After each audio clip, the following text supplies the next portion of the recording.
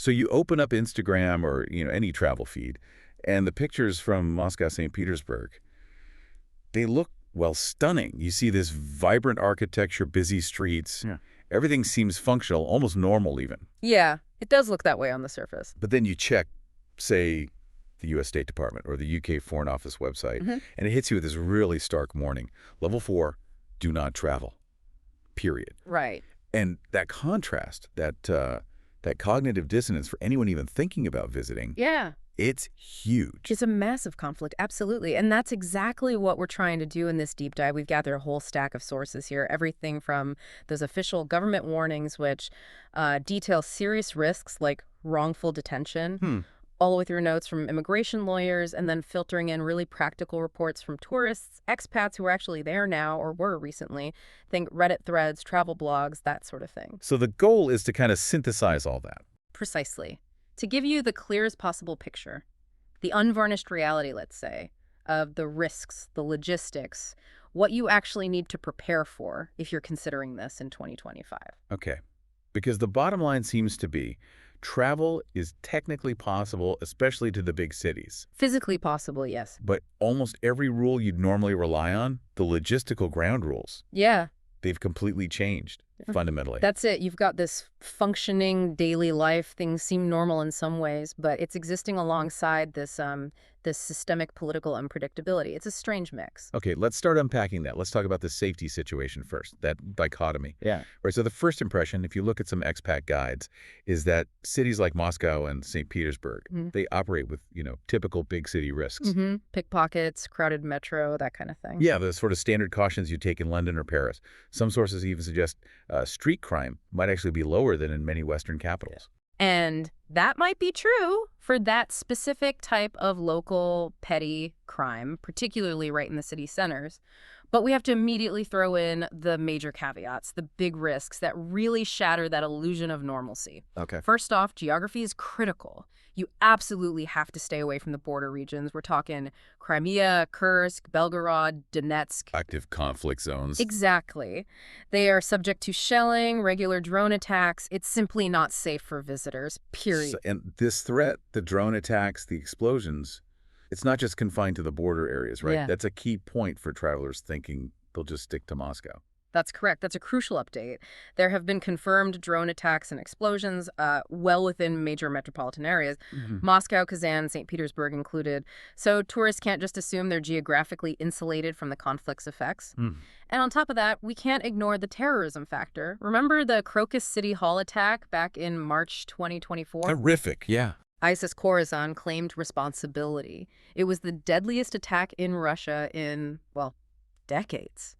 It shows that threat from international groups, it's still very real, even in supposedly safe public venues like concert halls. And this is where it gets, I think, really unsettling. It sort of bridges that gap between the big geopolitical threats and just domestic social stability. You mean the crime rate? Yeah, the rise in the domestic crime rate. Yeah. Our sources are pointing out that Russia's crime rate hit a 12-year high in the first half of 2025. And there's a direct link being drawn to the conflict. It seems fueled, at least partly, by the return of over 130,000 war veterans. And critically, many of those veterans were recruited from prisons. Right. The statistics cited in some reports are, well, they're grim. Since the war began, returning soldiers have apparently killed hundreds of civilians and seriously wounded hundreds more. And these are mostly domestic incidents. Primarily domestic, often alcohol-fueled incidents. Yes, it's not typically targeting foreigners.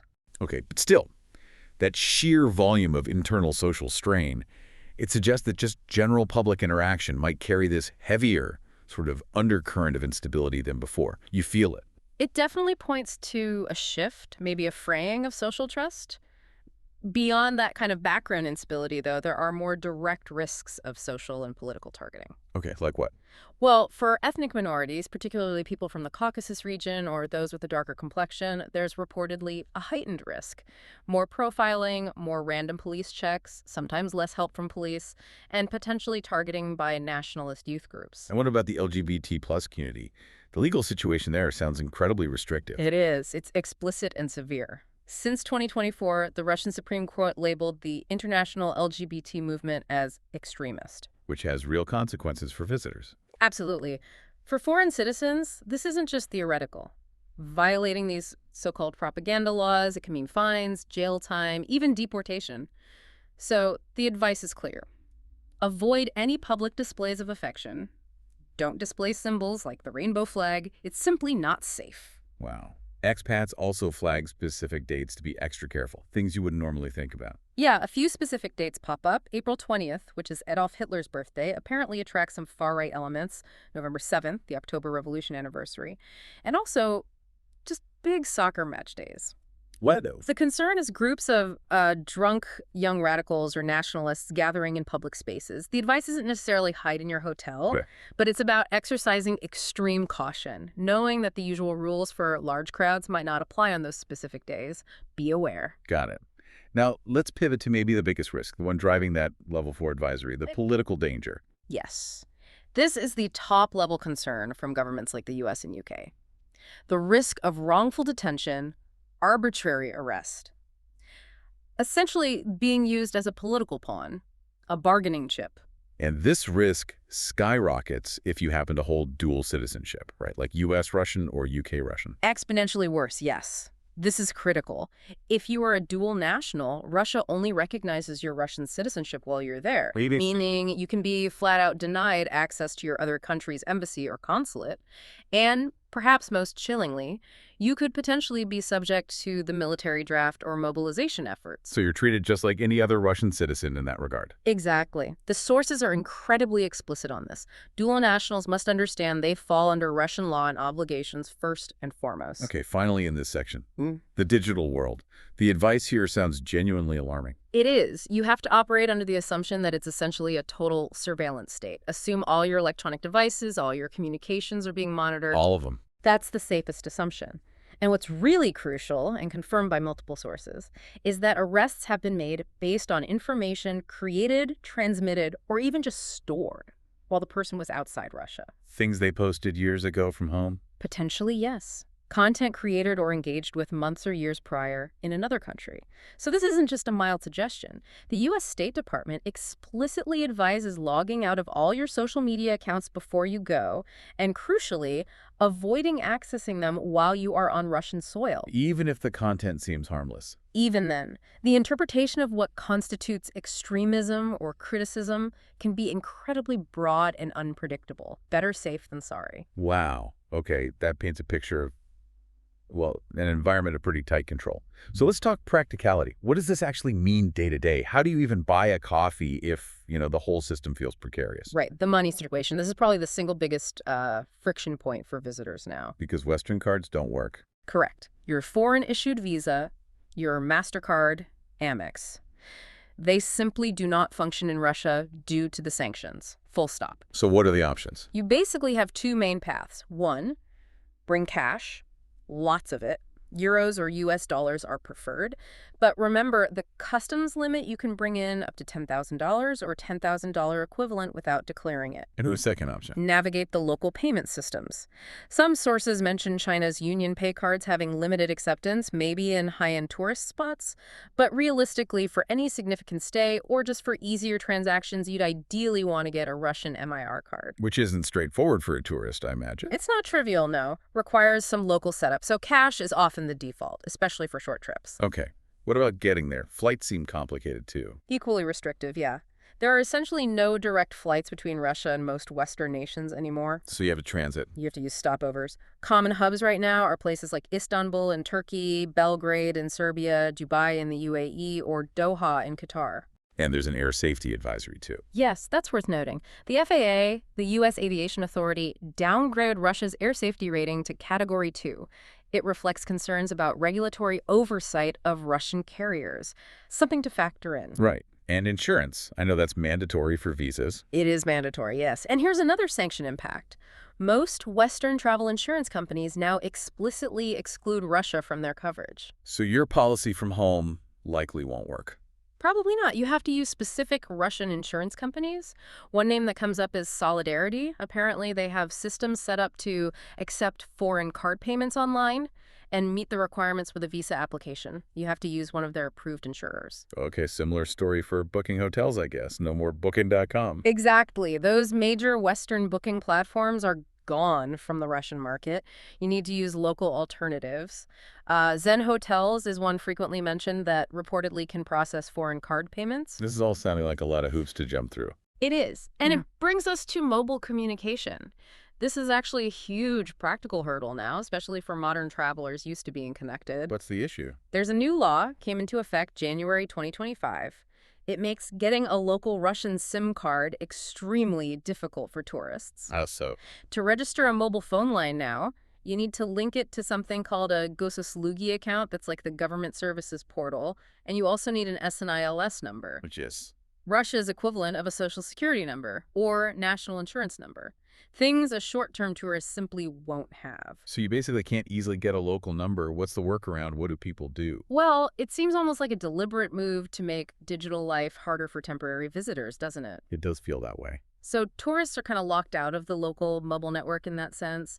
You can use international eSIM services like Holafly or Manet are mentioned primarily for data. Okay, so you can get online. You can get data access, yes, but you lose that crucial local phone number.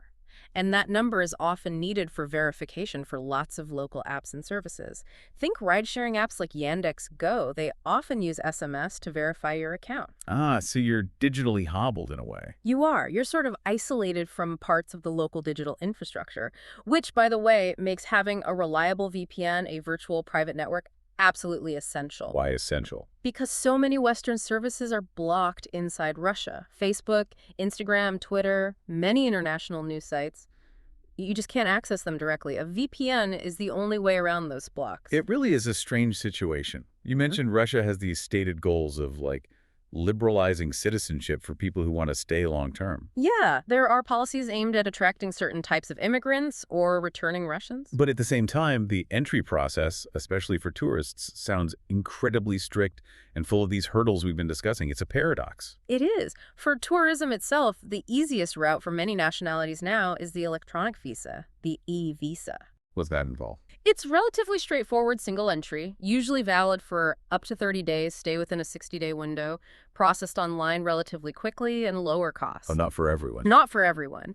Notably, citizens of countries like the US and UK typically still need to go through the traditional, more involved visa application process at a consulate, especially for longer stays or different visa types. Okay. And there's something interesting about Belarus, too. Yes, this is a fascinating detail. Russia and Belarus have this special agreement, mutual visa recognition.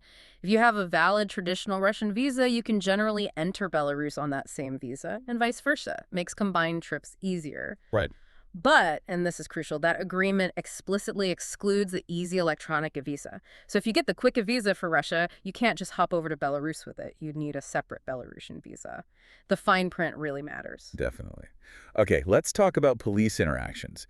Given everything we've said about the risk of arbitrary detention, this seems like a really critical area for day-to-day safety. Absolutely paramount. What do the sources advise? Well, the single most consistent piece of advice, repeated across almost all sources, official and anecdotal, is you must always carry your original legal documents on you. Not copies. Originals. That means your passport, the migration card you get on entry, your registration slip, which hotels or landlords provide, potentially the plastic card you get if you've done the fingerprinting and photo process required for longer stays, and proof of your mandatory voluntary medical insurance. Wow, that's a lot of documents to carry around. It is, but copies are apparently often deemed insufficient if you're stopped. And getting stopped is common. Police are legally permitted to conduct random document checks on the street. It happens. So if you are stopped, the advice is universal. Be polite, be cooperative, show your documents. But how do you know if it's just a routine check versus something else? Something related to that level 4 warning about arbitrary actions. That's the million-dollar question, isn't it? It's incredibly difficult to tell. The official advisory stress cooperation, however, some expat sources offer a more tactical piece of advice, specifically regarding potential corruption or harassment. Which is? They suggest that if you're approached by individuals claiming to be police, perhaps making dubious claims like a noise complaint when there wasn't one, and they seem to be trying to elicit a bribe, the advice is actually to ignore them, don't engage, and immediately try to call your employer, if you have one, or a known contact, a witness. So don't just automatically comply if it feels off. It's a very fine line. The idea is that legitimate police conducting a real check will usually be identifiable and follow procedure, whereas attempts at petty corruption might be deterred if you make it clear you're not an easy target and are contacting someone.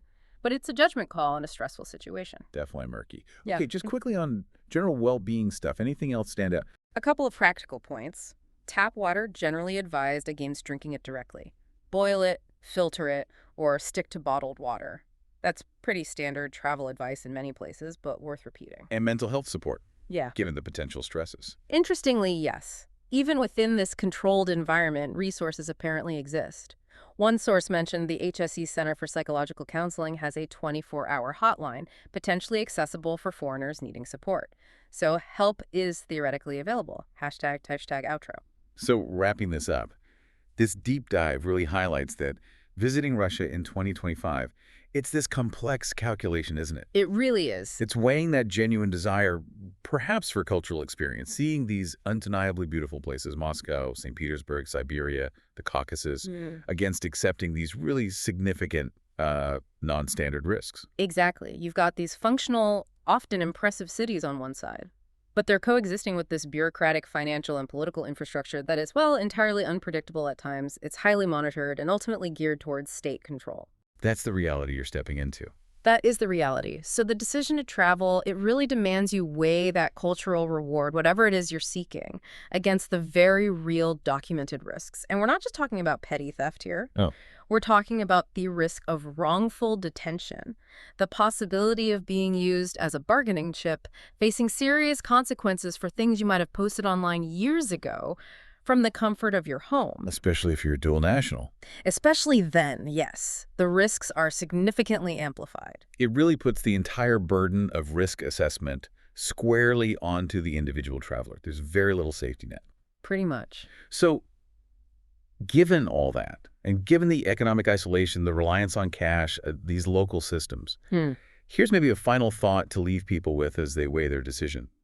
If tourism, as some sources argue, isn't even close to being a top source of income for the Kremlin, what non-financial impact does your presence there as a foreigner actually have? How does it affect the perception of the current geopolitical situation within Russia? Does your being there, spending money, navigating the system, does it inadvertently validate that system of control?